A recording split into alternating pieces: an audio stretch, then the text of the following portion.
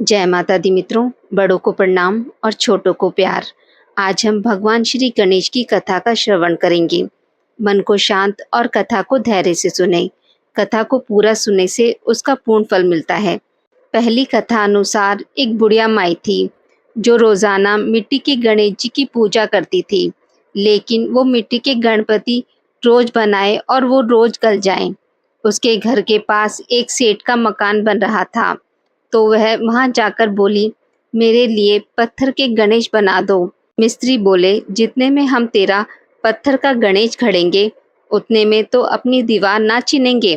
बुढ़िया बोली, राम करे तुम्हारी दीवार टेढ़ी हो जाए। और सेठ की दीवार टेढ़ी हो गई। अब मिस्त्री जब भी दीवार चीने तो वह टेढ़ी हो जाए। इस तरह करते करते शाम हो गई। शाम को सेठ आए तो उन्होंने कहा, आज कुछ भी नहीं किया। तब वहां खड़े मिस्त्री कहने लगे, सेठ जी, एक बुढ़िया आई थी। वो कह रही थी, मेरा पत्थर का गणेश घड़ दो। हमने नहीं घड़ा तो उसने कहा कि भगवान करे तुम्हारी दीवार टेढ़ी हो जाए। तब से हमारी दीवार सीधी नहीं बन रही है। बनाते हैं और ढा देते हैं। सेठ ने बुढ़िया माई को बुलवाया और बुढ़िया माई से कहा, हम तेरा सोने का गणेश घड़ देंगे, आप बस हमारी दीवार सीधी कर दो। सेठ ने बुढ़िया का सोने का गणेश खड़ दिया और सेठ की दीवार सीधी हो गई। हे विनायक जी महाराज, जैसे आपने सेठ की दीवार सीधी करी वैसी सबकी करना। दूसरी कथा अनुसार एक बार गणेश जी ने पृथ्वी के मनुष्यों की परीक्षा लेने का विचार किया। वे अपना रूप बदलकर पृथ्वी पर भ्रमण करने लगे। उन्होंने एक बालक का रूप बना लिया। एक हाथ में चुटकी भर चावल और दूसरे हाथ में एक चम्मच दूध ले लिया और गली गली घूमने लगे और साथ ही साथ आवाज लगाते चल रहे थे कि कोई मेरे लिए खीर बना दो, कोई मेरे लिए खीर बना दो। कोई भी उन पर ध्यान नहीं दे रहा था, बल्कि लोग उन पर हंस रहे थे। वे लगातार एक गांव के बाद दूसरे गांव इसी तरह चक्कर लगाते हुए पुकारते रहे, पर कोई खीर बनाने के लिए तैयार नहीं था। सुबह से शाम हो गई। गणेश जी लगातार घूमते रहे। एक बुढ़िया माई थी, शाम के वक्त अपनी झोपड़ी के बाहर बैठी थी। तभी गणेश जी वहां से पुकारते हुए निकले कि कोई मेरी खीर बना दो। बुढ़िया कोमल हृदय वाली स्त्री थी। उसने कहा, बेटा, मैं तेरी खीर बना देती हूँ। गणेश जी ने कहा, माई, अपने घर में से दूध और चावल लेने के लिए बर्तन ले आओ। बुढ़िया एक कटोरी लेकर झोपड़ी से बाहर आई तो गणेश जी ने कहा, अपने घर का सबसे बड़ा बर्तन लेकर आओ। बुढ़िया को थोड़ी झुंझलाहट हुई, पर उसने कहा, चलो बच्चे का मन रख लेती हूँ, और अंदर जाकर अपने घर का सबसे बड़ा पतीला लेकर बाहर आई। गणेश जी ने चम्मच से दूध पतीले में उड़ेलना शुरू किया। तब बुढ़िया के आश्चर्य की सीमा न रही जब उसने देखा दूध से पतीला भर गया है।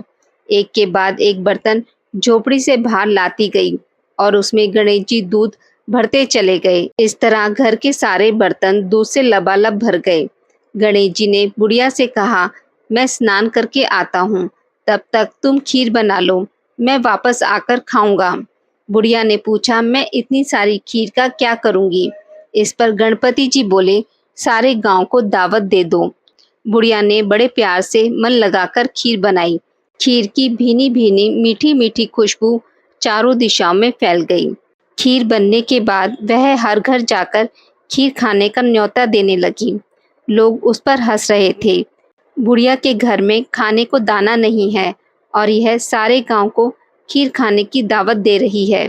लोगों को कुतूहल हुआ और खीर की खुशबू से लोग खींचे चले आए। लो सारा गांव बुढ़िया के घर में इकट्ठा हो गया।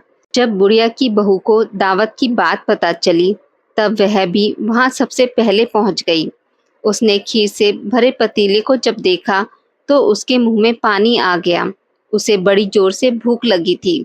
उसने एक कटोरी खीर निकाली और दरवाजे के पीछे बैठकर खाने की तैयारी करने लगी। इसी बीच एक छींटा गिर गया और गणपति जी को भोग लग गया और वो प्रसन्न हो गए। अब पूरे गांव को खाने की दावत देकर बुढ़िया अपने घर आई तो उसने देखा बालक घर वापस आ गया था। बुढ़िया ने कहा, बेटा, खीर तैयार है, भोग लगा लो। गणपति जी ने बोला, माँ, भोग तो लगा चुका हूँ, मेरा पेट तो पूरी तरह से भर चुका है, मैं तृप्त हूँ। अब तू खा, अपने परिवार और गांव वालों को खिला। बुढ़िया ने कहा, यह तो बहुत ज़्यादा है, सबका पेट भर जाएगा, इसके बाद भी यह बच जाएगी। उस बची खीर का मैं क्या करूँगी? इस पर गणेश जी बोले, उस बची खीर को रात में अपने घर के चारों कोनों में रख देना। बुढ़िया ने ऐसा ही किया। जब सारा गांव जी भरकर खा चुका, तब भी ढेर सारी खीर बच गई। उसने खीर से भरे पात्रों को अपने घर के चारों कोनों में रख दिया। सुबह उठकर उसने क्या देखा? पतीले में खीर के स्थान पर हीरे जवाहरात और मोती भर गए हैं। वह बहुत खुश हुई, उसकी सारी दरिद्रता दूर हो गई, वह आराम से रहने लगी। उसने गणपति जी का एक भव्य मंदिर बनवाया और साथ में एक बड़ा सा तालाब भी खुदवाया। इस तरह से उसका नाम दूर दूर तक प्रसिद्ध हो गया। उस जगह पर वार्षिक मेला लगने लगा। लोग गणेश जी की कृपा प्राप्त करने के लिए उस स्थान पर पूजा करने और मान्यताएं मानने के लिए आने लगे। गणेश जी सबकी मनोकामनाएं पूरी करने लगे। हे गणेश जी महाराज, जैसी कृपा आपने बुढ़िया माई पर की, वैसी सभी पर करना। कथा को कहने वाले, सुनने वाले और हुंकारा भरने वाले पर भी अपनी कृपा दृष्टि बनाए रखना। बोलिए गणेश जी महाराज की जय। आज की इस वीडियो में बस इतना ही। मित्रों, अगर आपको मेरी वीडियोस पसंद आती हैं तो इसे लाइक और शेयर ज़रूर करें और पूजा पाठ से जुड़ी जानकारी के लिए मेरे चैनल को सब्सक्राइब करना ना भूलें। धन्यवाद।